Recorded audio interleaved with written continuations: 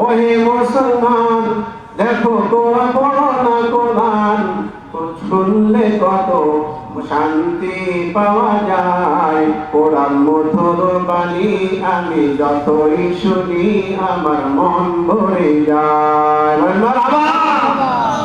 আমার বন্ধুগণ, রাসূল কারীম সাল্লাল্লাহু আলাইহি সাল্লাম তিনি কাবা ঘরের পাশে নামাজ পড়তেছিলেন। কোথায়? নবীজি কাবা ঘরের পাশে নামাজ পড়তেছিলেন।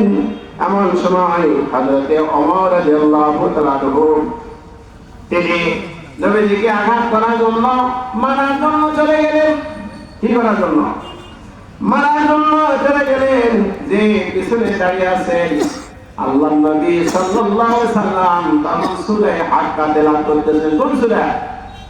মানে সূরা হাক্কা তেলাওয়াত করতেছিলেন।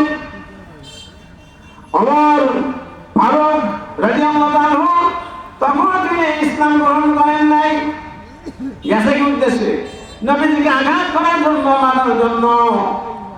নবীজি কোরআন তেলাওয়াত করতেছেন কাবা ঘরে নামাজের মধ্যে সূরা হাক্কা।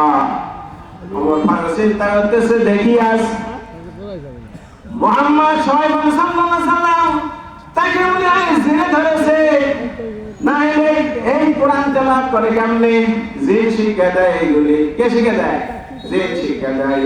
তখন নবীজি তেলাওয়াতের মধ্যে নামাজে কেরাতে পড়তেছেন, ইন্নাহু লাকাউলু রাসূলিন কারীম। আল্লাহু আকবার। নবী জবাব দিলেন, এটা কোন জিনের কথা নয়, এটা সম্মানিত রাসূলের আনিত বাণী। বলেন সুবহানাল্লাহ। ফেরেশতা জিবরাইলের মাধ্যমে দীর্ঘ 23 বছর ধরে নবীর উপর কোরআন নাযিল হয়েছে। বলেন সুবহানাল্লাহ। এটা জিনের কথা নয়, মুসলিমের কথা। কোরআন থেকে আলোচনা করতে গাজী কানু চাম্পাবতীর কিচ্ছা শোনাচ্ছি না, কোরআন থেকে আলোচনা হচ্ছে।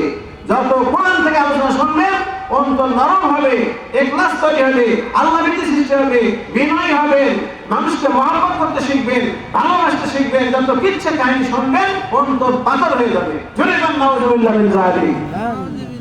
যত বক্তা, অধিকাংশ বক্তা কিচ্ছা কাহিনী দিয়ে আপনাদের বুঝার মন ভরে ফেলে, এর কোনো ফায়দা নাই।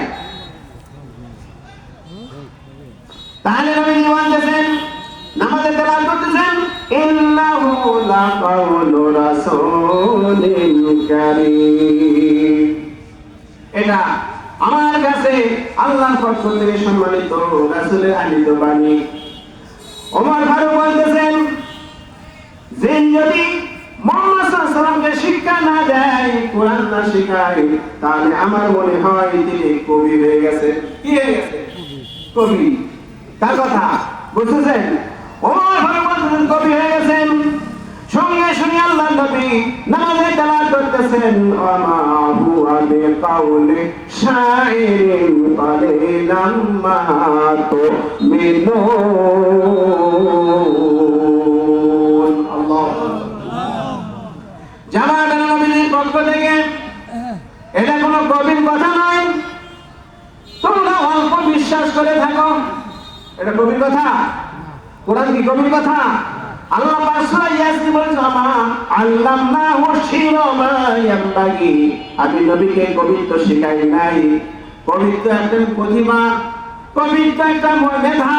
এই কবির মাধ্যমে সমাজ পরিবর্তন হতে পারে না, রাষ্ট্র পরিবর্তন হতে পারে না, সারা পৃথিবী পরিবর্তন হতে পারে না কবিদের মাধ্যমে। এই জন্য আমি আমার রাসূলকে কবি হিসেবে দুনিয়াতে পাঠাই নাই। বলেন সুবহানাল্লাহ। আল্লাহ আমার রব, রবি আমার সব। বলি সবাই, আল্লাহ আমার রব, রবি আমার সব। দমে দমে তন মনে তারি অনুভব, দমে দমে তন মনে তারি অনুভব। খোদার দুনিয়াতে আমি যেদিকে তাকাই, অথই নিয়ামতে ডুবে আছি যে সবাই। খোদার দুনিয়াতে আমি যেদিকে তাকাই, অথই নিয়ামতে ডুবে আছি যে সবাই। পাক পাকালের কণ্ঠে শুনি তাসবিহ করো রব। আল্লাহ আমার রব, রবি আমার সব। আমার বন্ধুগণ, ওমর ফারুক রাদিয়াল্লাহু আনহু দিয়েছেন তিনি কবি হয়ে গেছেন। জবাব পেয়েছে না?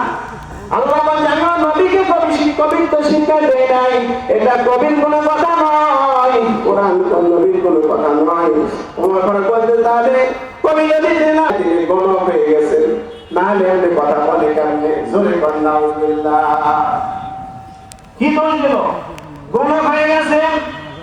আল্লাহ পাক জবাব দিচ্ছেন নবীজি কোরআন তেলাওয়াত করতেছেন নামাজে, ওমা হুয়া বিকাহিনিন কালিলাম মা তাযাক্কারুন।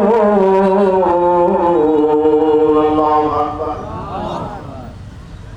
আল্লাহ পাক বলতেছে এটা গণকের কথা নয়, তোমরা অল্প উপদেশ গ্রহণ করে থাকো। বলেন সুবহানাল্লাহ।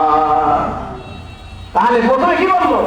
জিন শিক্ষা দিয়েছে, জিন যদি না হয় মুহাম্মদ সাল্লাল্লাহু আলাইহি ওয়াসাল্লাম কবি হয়ে গেছেন, কবি যদি না হয়ে থাকেন তাহলে তিনি গণক হয়ে গেছেন। আল্লাহ জবাব দেন না এটা গণকের কথা নয়, এটা গণকের কথা নয়। ওমর ফারুক চিন্তা করতেছেন তাহলে কিসের কথা? প্রশ্ন আসে না? এই বলে বুঝতেছেন সব সামনে, তাহলে কিসের কথা? বারবার যে প্রশ্ন করি সেটাই রিপ্লাই আসে, উত্তর আসে, জবাব আসে, আমার প্রশ্নের জবাব আসে। তাহলে মুহাম্মদ সাল্লাল্লাহু আলাইহি ওয়াসাল্লাম যে বিষয় তেলাওয়াত করেন কাবারের পাশে, এটা কিসের কথা? আমার বন্ধুগণ, হযরত ওমর রাদিয়াল্লাহু আনহু যে কথা বলেছেন সঙ্গে সঙ্গে আল্লাহর নবী, আমার আপনার নবী, মুহাম্মদের নবী, বাংলাদেশের নবী, দয়ার নবী, মায়ার নবী, তিনি তেলাওয়াত করতেছেন, জবাব দিচ্ছেন তেলাওয়াতের মাধ্যমে। ওমর ফারুকের কথা জবাব দিচ্ছেন, কি বলতেছেন? তানজিলুম মির রাব্বিল আলামিন। আল্লাহু আকবার, আল্লাহু আকবার। আল্লাহ রাব্বুল হামিদ বলেন আমাদের মধ্যে, এটা কোনো গভীর কথা নয়, জিনের কথা না, বক্তব্য নয়, গুণাগার কথা নয়। এটা হচ্ছে আকাশ আসমানের তিনি সৃষ্টি করেছেন, সারা বিশ্ব জানের জগৎ সমূহের প্রতিপালকের পক্ষ থেকে নাযিল করা কিতাব। বলেন সুবহানাল্লাহ। কার পক্ষ থেকে? সারা জানের স্রষ্টা আমার আপনার রব, তার পক্ষ থেকে কোরআন নাযিল হয়েছে। বলেন সুবহানাল্লাহ, সুবহানাল্লাহ। ওমর রাদিয়াল্লাহু আনহু বলতেছেন আমার মনে হয় এই আয়াতটা শোনার পর ঈমান ইসলাম এবং ঈমান ইসলাম তার শিকড় আমার কলিজার মধ্যে গেঁথে গেছে। আল্লাহু আকবার, আল্লাহু আকবার। এই কারণে এই কোরআন রিভলিউশন করার জন্য এসেছেন, বিপ্লব সৃষ্টি করার জন্য এসেছে দুনিয়াতে। কোরআন স্পর্শ করার কারণে সেই যুগের লোকেরা যারা ছিল রাখাল, তারা হয়ে গেছে সেনাপতি, প্রধান সেনাপতি। কোরআন যারা ধরেছিল তারা হয়ে গেছে আদর্শ ন্যায় বিচারক। বলেন সুবহানাল্লাহ। কোরআন যারা আঁকড়ে ধরেছিল তারা হয়েছে আদর্শ রাষ্ট্রপতি। যারা কোরআন ধরেছিল, কোরআন বুঝেছিল, তারা হয়েছিল আংশিক ইত্তেদার বেলাল রাদিয়াল্লাহু মসজিদে নববীর মুয়াজ্জিন। বলেন সুবহানাল্লাহ। আজকে যারা জিরো আছে তারা যদি কোরআনের কাছে সে ধরা দেয়, আল্লাহ রাব্বুল আলামিন কোরআনের কারণে তাদেরকে হিরো বানিয়ে দিবেন। বলেন সুবহানাল্লাহ। আমার আল্লাহ কি ছিলেন? বলেন বলেন। ইসলাম কবুল করার আগে জিরো ছিলেন। কি ছিলেন? জিরো ছিলেন। ইসলাম কবুল করার কারণে আল্লাহ রাব্বুল আলামিন তাকে হিরো বানিয়ে দিয়েছেন। আল্লাহ নবী বলেছেন লা নাবিয়া বাদি আনা খাতামুন নাবিয়্যিন, আমি খাতামুন নবী, আমি শেষ নবী, আমার পরে কোনো নবী হবে না। আমার পরে যদি কেউ নবী হয় লাকানা ওমর, ওমর হবে। বলেন সুবহানাল্লাহ। নবীকে মারতে গিয়েছিলেন, তাকে আল্লাহ অন্ত জাহানের শাসনকর্তা বানিয়ে দিয়েছেন। বলেন সুবহানাল্লাহ। জাগবের মুজাহিদ হাতে নাও কোরআন, জাগবের মুজাহিদ হাতে নাও কোরআন, ধ্বংস করো বাতিল শক্তি, আমরা মুসলমান, আমরা মুসলমান। জাগবের মুজাহিদ হাতে নাও কোরআন, ধ্বংস করো বাতিল শক্তি, আমরা মুসলমান, আমরা মুসলমান। একবার জাগো বিশ্বের মুমিন মুজাহিদ, যেমন করে জেগেছিল খালিদ বিন ওয়ালিদ, যেমন করে জেগেছিল খালিদ বিন ওলীদ। বলেন মারহাবা। আমার বন্ধুগণ, তাই বলতেছিলাম, একটা ফকির ভিক্ষা করে সারাদিন ভিক্ষা করতে করতে বিরক্ত হয়ে গেছে। আল্লাহর কাছে বলতেছে, রব্বুল আমিন, আমি আর ভিক্ষা করতে চাই না, মানুষের দুয়ারে দুয়ারে যেতে হয়, দয়া করে মায়া করে কিছু সম্পদ আমাকে দিয়ে দাও, বসে বসে খাবো। এই বলে ফকির ভিক্ষা করা শেষ করে রাস্তা দিয়ে বাড়ির দিকে যাচ্ছিল। প্রতিমধ্যে মাথার মধ্যে চিন্তা করছে, অন্ধ লোক কেমনে হাঁটে? বললো অন্ধ লোক কাঁচা দিয়ে হাঁটে। এই বলে সে দুইটা চোখ বন্ধ করে হাঁটতেছে, রাস্তায় কেউ নাই। তখন হাঁটতে হাঁটতে হঠাৎ করে ডান পায়ে বস্তা ভরা কি যেন আছে, সেই বস্তাটা পায়ে লাগে, ডান পায়ে লাগে, ডান পায়ে লাঠি মেরে সে বাড়িতে চলে যায়। বস্তা দেখেও নাই, খোলেও নাই, যেহেতু চোখ বন্ধ করে আছে। কি করে আছে? চোখ বন্ধ করে আছে।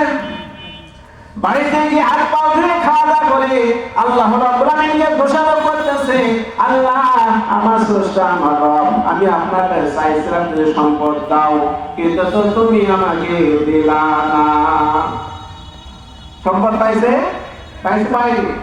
আল্লাহ রাব্বুল আমিন জবাব দিয়েছে, ফকির